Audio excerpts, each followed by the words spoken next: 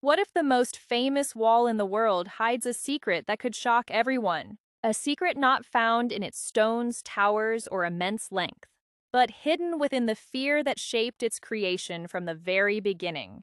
For centuries, the Great Wall has been seen as a symbol of strength and protection, a colossal barrier believed to stop threats coming from the north. Yet history often hides ironies that rulers would rather ignore, because those enemies repeatedly managed to enter Chinese territory, even though the wall was high, strong, and guarded by thousands of soldiers. So the question is simple: why were they still able to get through? Why did emperors continue building something that was clearly imperfect? Was the wall actually built for a completely different purpose? Perhaps the greatest threat never came from outside the empire at all.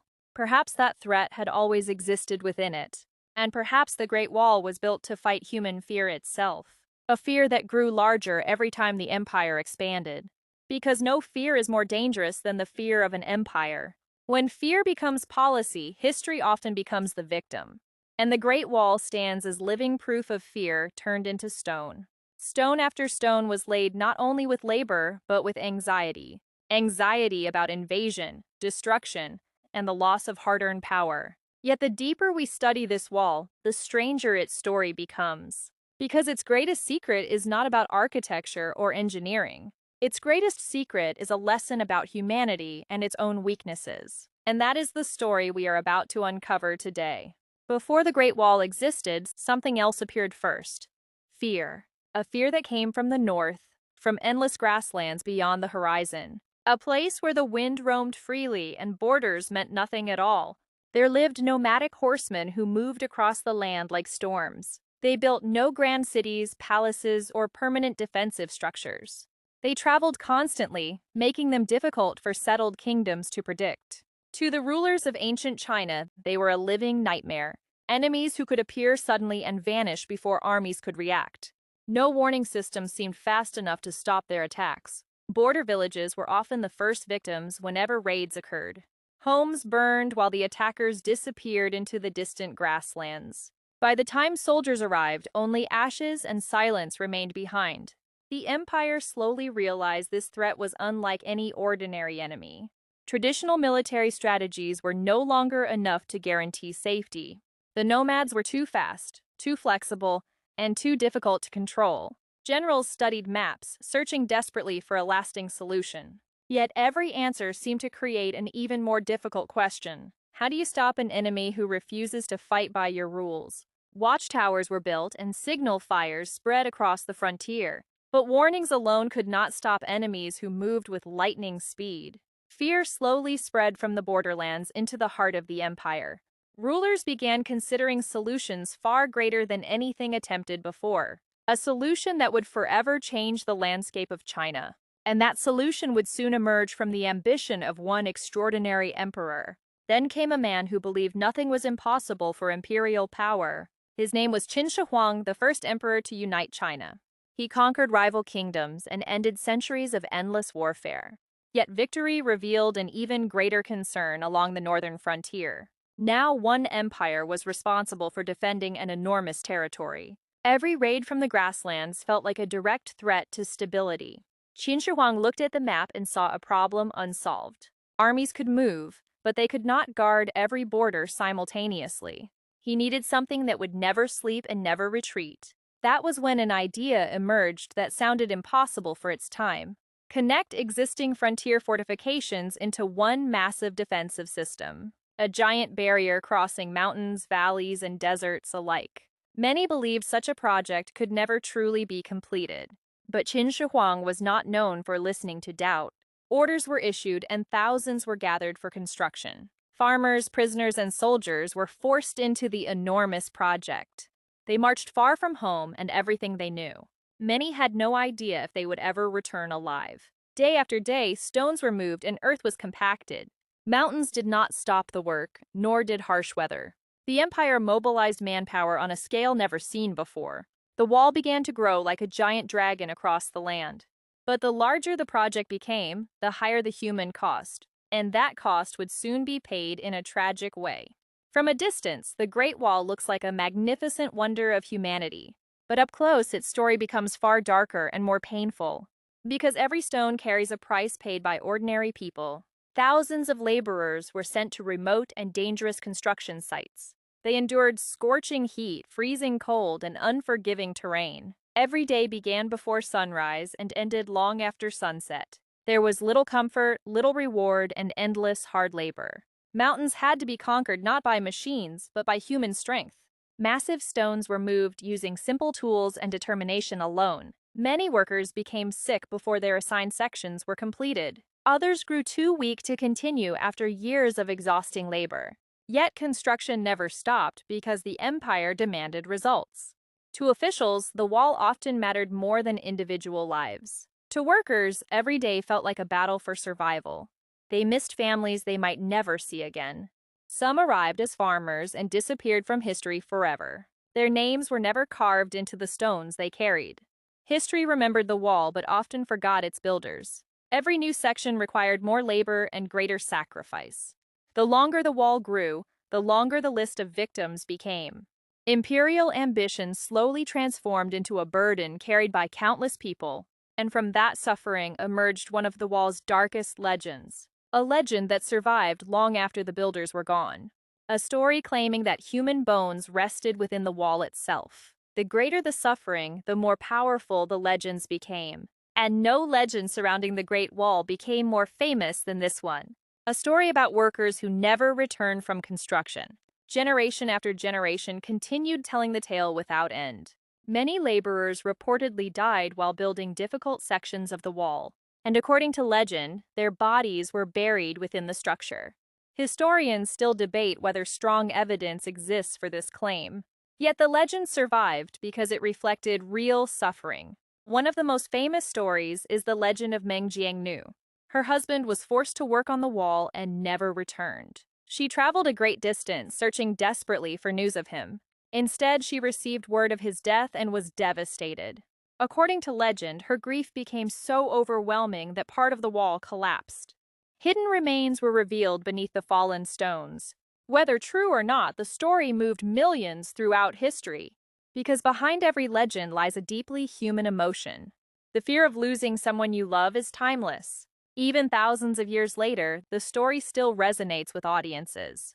The Great Wall gradually became something more than a military structure. It became a symbol of sacrifice, grief, and memory. Every stone seemed to carry the voices of forgotten people. Yet legends were not the only things haunting the wall's history. Real threats continued to gather beyond the northern frontier, and soon a conqueror would arrive to test the wall's limits. Then history introduced a man who would make half the world tremble. His name was Genghis Khan, the leader who united the Mongol tribes. He built an empire not with walls but with speed and courage. His armies moved like a storm no one could accurately predict. Most dangerous of all, they learned from every enemy they faced.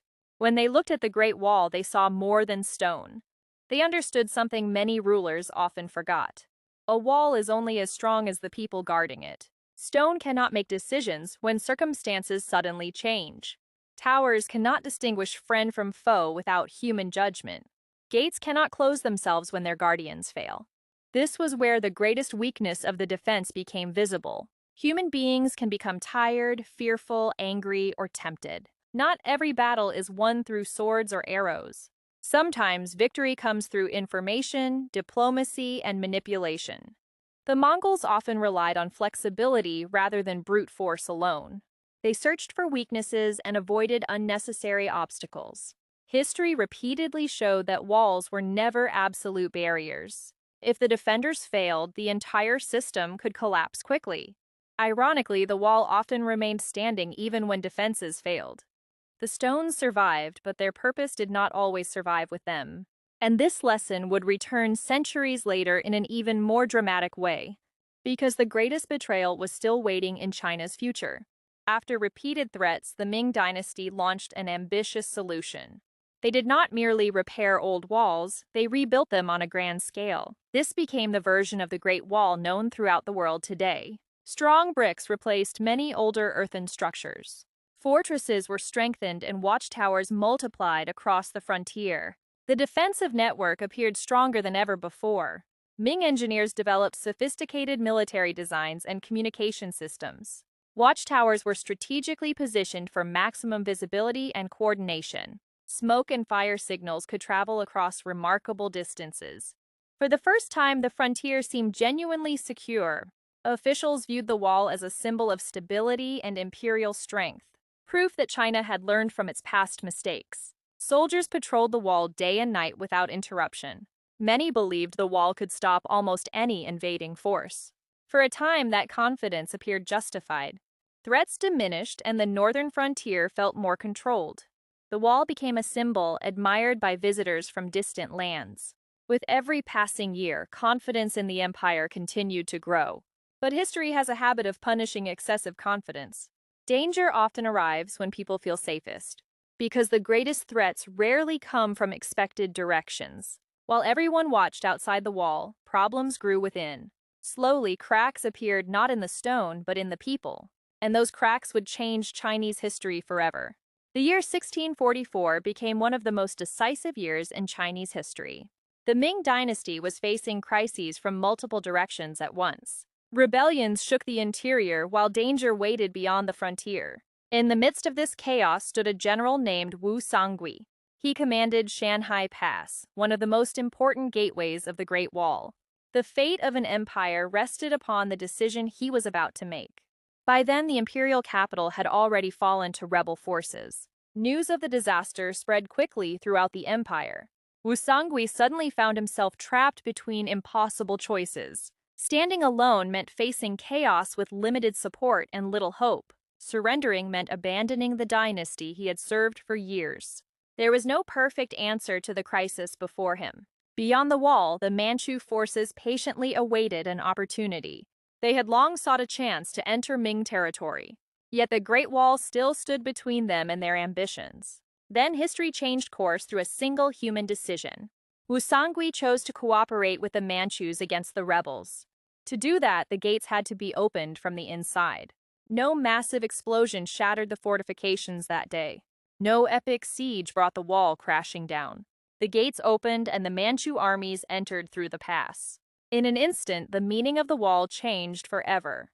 The wall remained standing, but its protection had been bypassed. And the empire it was built to protect began moving toward its end.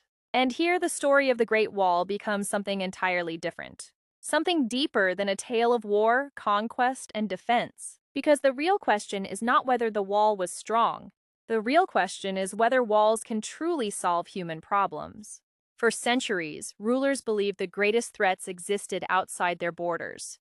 They looked northward and saw the source of their fears. So they built stone upon stone in pursuit of security. Yet history repeatedly revealed a troubling pattern. The wall often remained standing while empires collapsed from within. Corruption weakened governments long before invaders reached the frontier. Political struggles damaged stability faster than foreign armies could. Public dissatisfaction created dangers no wall could ever stop. Stone can block horses, but it cannot stop betrayal. Watchtowers can spot enemies, but they cannot read hearts. Gates can be locked, yet their keys remain in human hands. And humans are driven by ambition, fear, anger, and desire. That is where even the greatest defense reveals its limitations. The real weakness was never hidden in the stones. It existed within human relationships and fragile trust. Once trust is broken, even the strongest fortress loses its meaning. Once unity disappears, thousands of miles of walls are no longer enough. And when human hearts change, history changes with them. Suddenly, the Great Wall looks less like a solution and more like a symbol of humanity's endless struggle against fear itself.